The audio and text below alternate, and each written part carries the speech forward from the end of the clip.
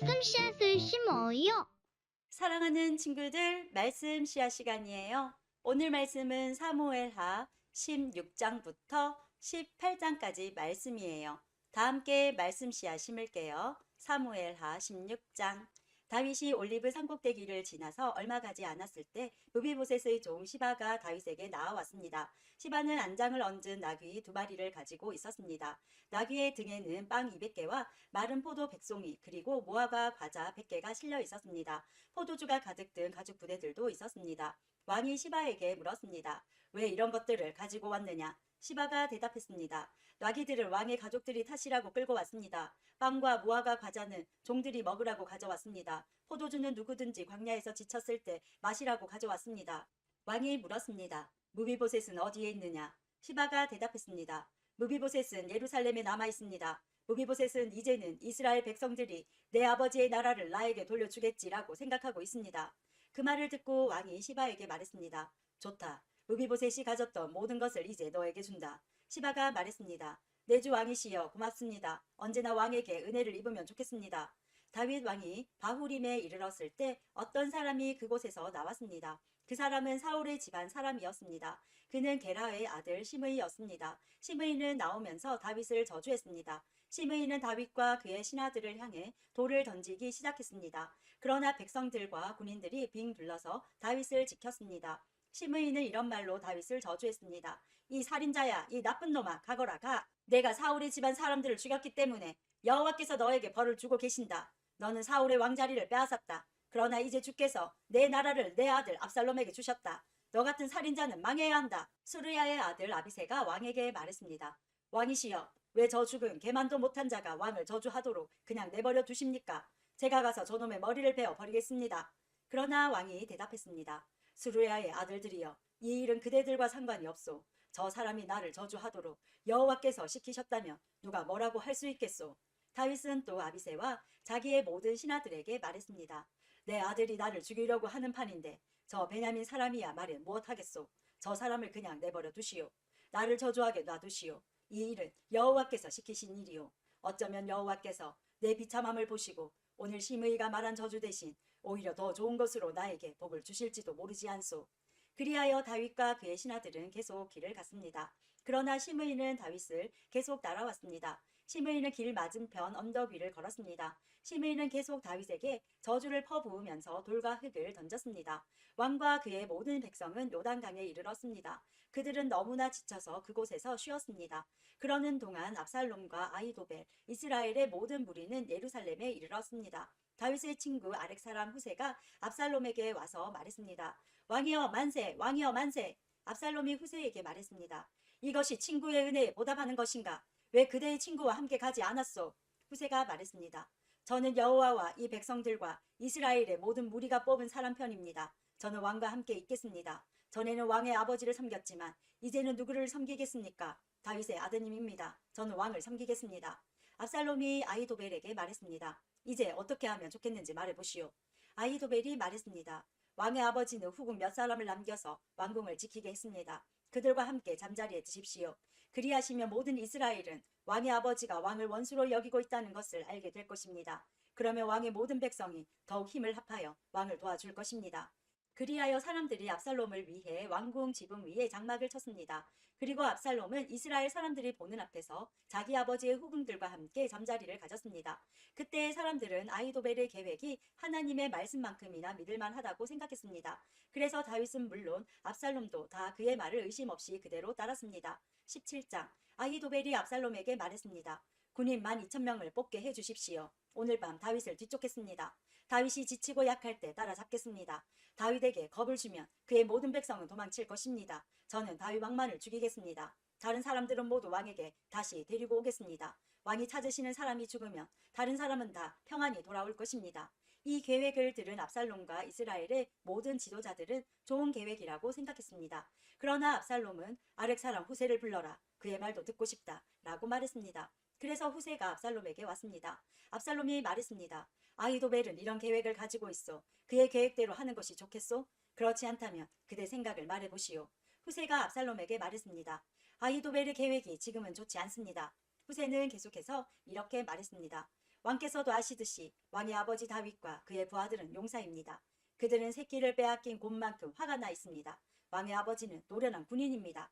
다윗은 온 밤을 백성들과 함께 지새우지 않을 것입니다. 아마 다윗은 이미 동굴 속이나 다른 곳에 숨어 있을 것입니다. 만약 왕의 아버지가 왕의 군인들을 먼저 공격하기라도 하면 백성들이 그 소식을 듣게 될 것이고 그들은 압살롬을 따르는 자들이 졌다고 생각할 것입니다. 그렇게 되면 아무리 사자처럼 용감한 사람이라 하더라도 두려워지게 마련입니다. 모든 이스라엘 백성이 왕의 아버지는 노련한 군인이라는 것을 알고 있기 때문입니다. 백성들은 다윗의 부하들이 용감하다는 것을 알고 있습니다. 제 생각은 이렇습니다. 단에서 브엘세바까지 모든 이스라엘 백성을 모으십시오. 바닷가의 모래알처럼 많은 백성이 될 것입니다. 그런 다음에 왕께서 직접 싸움터로 가셔야 합니다. 우리는 다윗이 숨어있는 곳에 들이닥칠 수 있을 것입니다. 우리는 땅에 내리는 이슬처럼 다윗을 덮칠 것이고 다윗과 그의 모든 부하를 죽일 것입니다. 아무도 살아남지 못할 것입니다. 만약 다윗이 어떤 성으로 도망친다 합시다. 그러면 모든 이스라엘 백성이 그 성으로 밧줄을 가지고 가서 성을 도려맨 다음 골짜기로 끌고 갈 것입니다. 작은 돌 한 개라도 남지 못할 것입니다. 압살롬과 모든 이스라엘 백성이 말했습니다. 아렉 사람 후세의 계획이 아히도벨의 계획보다 낫다. 그들이 이렇게 말한 까닭은 여호와께서 아히도벨의 좋은 계획을 방해하기로 작정하셨기 때문입니다. 또 그것은 여호와께서 압살롬을 망하게 하려고 작정하셨기 때문입니다. 후세는 이 사실을 제사장인 사독과 아비아달에게 말해주었습니다. 후세는 아히도벨이 압살롬과 이스라엘의 장로들에게 내놓은 생각을 이야기했습니다. 그리고 후세는 자기가 내놓은 생각도 말해주었습니다. 후세가 말했습니다. 서두르십시오. 사람을 다윗에게 보내십시오. 오늘 밤은 광야로 들어가는 길목에서 묵지 말고 당장에 요단강을 건너라고 말씀드리십시오. 강을 건너시면 다윗 왕과 그의 모든 백성은 붙잡히지 않을 것입니다. 요나단과 아히마아스는 성으로 들어가는 것을 남들이 보게 될까봐 겁이 나서 성의 한적한 곳인 엔로겔에서 기다리고 있었습니다. 그래서 한 여종이 그들에게 가서 소식을 전해주곤 했습니다. 그러면 요나단과 아히마아스는 그 소식을 다시 다윗 왕에게 전해주었습니다. 그런데 어떤 소년이 요나단과 아히마아스를 보고 압살롬에게 고자질했습니다. 그래서 요나단과 아히마아스는 급히 달려서 바후림에 있는 어떤 사람의 집으로 숨었습니다. 그 집의 뜰에는 우물이 있었는데 요나단과 아히마아스는 그 우물 속으로 내려갔습니다. 그 후에 집주인의 아내가 덮을 것을 가져다 우물 위를 덮어버렸습니다. 그리고 나서 그 위에 곡식을 널어 놓았습니다. 아무도 요나단과 아히마아스가 그곳에 숨어 있다는 것을 알 수 없었습니다. 압살롬의 종들이 여자의 집으로 와서 물었습니다. 요나단과 아히마아스가 어디에 있느냐? 여자가 대답했습니다. 벌써 시내를 건너가고 없습니다. 그 말을 듣고 압살롬의 종들은 요나단과 아히마아스를 찾으러 나섰습니다. 그러나 그들을 찾을 수 없었고 예루살렘으로 되돌아갔습니다. 압살롬의 종들이 돌아간 후에 요나단과 아히마아스는 우물에서 나왔습니다. 그들은 다윗 왕에게 가서 이렇게 말했습니다. 서두르십시오. 강을 건너십시오. 아히도벨이 왕을 해칠 계획을 세웠습니다. 그리하여 다윗과 그의 모든 백성은 요단강을 건넜습니다. 날이 셀 무렵에는 한 사람도 빠짐없이 요단강을 건넜습니다. 아히도벨은 이스라엘 백성이 자기의 계획을 받아들이지 않는 것을 보고 나귀의 안장을 지워 고향으로 돌아갔습니다. 아히도벨은 자기 집안 일과 재산을 정리한 뒤에 목을 메고 죽었습니다. 아히도벨이 죽자 사람들은 그를 그의 아버지의 무덤에 묻어주었습니다. 다윗이 마하나임에 이르렀을 때에 비로소 압살롬과 그의 모든 이스라엘 백성은 요단강을 건넜습니다. 압살롬은 요압을 대신해서 아마사를 군대의 총사령관으로 임명했습니다. 아마사는 이스마엘 사람이 이드라의 아들이었습니다. 아마사의 어머니는 나하스의 딸이자 요압의 어머니인 스루야의 동생 아비가일이었습니다. 압살롬과 모든 이스라엘 백성은 길라앗 땅에 진을 쳤습니다. 다윗이 마하나임에 이르렀을 때에 그곳에는 소비와 마길과 바르실레가 있었습니다. 나하스의 아들 소비는 라빠라는 암몬 사람들의 성에서 왔고 암미엘의 아들 마길은 로데발에서 왔고 바르실레는 길라앗 땅 로글림에서 왔습니다. 그들은 침대와 대야와 질그릇을 가지고 왔습니다. 또한 밀과 보리와 밀가루와 볶은 곡식과 콩과 팥도 가지고 왔습니다. 그들은 또 꿀과 버터와 양과 치즈도 가지고 와서 다윗과 백성들에게 주었습니다. 왜냐하면 백성들이 광야에서 굶주리고 지치고 목마를 것이라고 생각했기 때문입니다. 18장 다윗은 자기와 함께한 사람들의 수를 세어 보았습니다. 다윗은 1000명씩 그리고 100명씩 나누어 그 위에 지휘관을 세웠습니다. 다윗은 군대를 세 부대로 나눴습니다. 요압이 한 부대를 지휘했고 수루야의 아들이자 요압의 동생인 아비새가 또 한 부대를 지휘했습니다. 가드 사람 이때도 나머지 한 부대를 지휘하게 되었습니다. 다윗 왕이 그들에게 말했습니다. 나도 그대들과 함께 가겠소. 그러나 그들이 말했습니다. 안 됩니다. 왕께서는 우리와 같이 가시면 안 됩니다. 만약 우리가 싸움터에서 도망친다 해도 압살롬의 부하들은 우리에게 마음을 쓰지 않을 것입니다. 우리 중 절반이 죽는다 해도 압살롬의 부하들은 신경 쓰지 않을 것입니다. 왕께서는 우리들 10,000명만큼이나 귀하십니다. 그러니 왕께서는 성에 그대로 머물러 계시는 것이 좋습니다. 그러다가 우리에게 도움이 필요해지면 그때 도와주십시오. 왕이 자기 백성들에게 말했습니다. 그대들이 좋다고 생각하는 대로 하겠소. 그리하여 군대가 밖으로 나갈 때 왕은 그냥 성문 곁에 서 있었습니다. 군대는 100명씩 1000명씩 무리지어 나갔습니다. 왕이 요압과 아비새와 이때에게 명령을 내렸습니다. 나를 봐서라도 어린 압살롬을 너그럽게 대해주시오. 왕이 압살롬에 대해서 지휘관들에게 내린 명령을 모든 백성들이 다 들었습니다. 다윗의 군대가 압살롬의 이스라엘 사람들과 맞서 싸우기 위해 들로 나갔습니다. 그들은 에브라임 숲에서 싸웠습니다. 이 싸움에서 다윗의 군대는 이스라엘 사람들을 물리쳐 이겼습니다.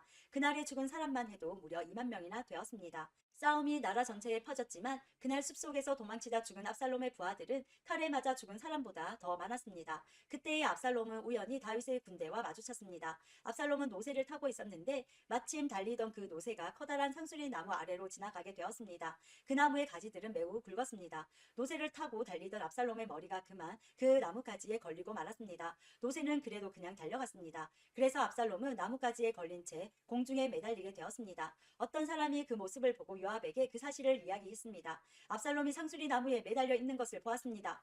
요압이 그에게 말했습니다. 내가 압살롬을 보았느냐? 그렇다면 왜 죽여서 땅에 떨어지게 하지 않았느냐? 그렇게만 했다면 너에게 은 10개와 띠 하나를 주었을 것이다.